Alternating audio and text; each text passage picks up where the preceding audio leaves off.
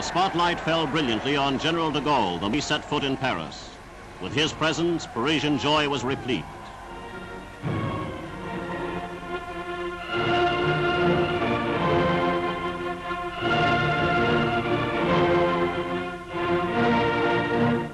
To him was given the honor of rekindling the everlasting flame at the Arc de Triomphe.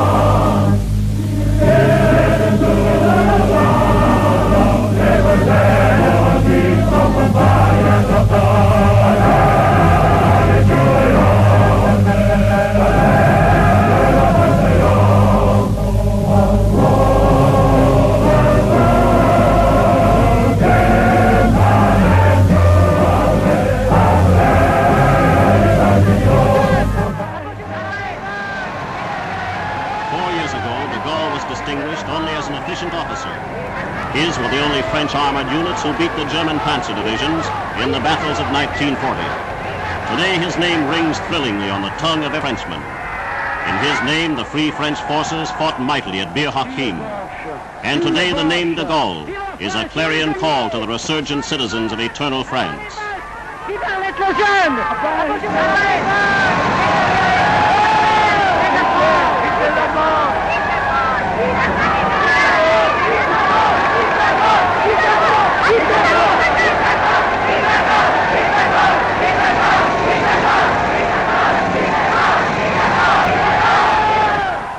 The largest square in the world, the Place de la Concorde, swells with its largest audience to greet this leader.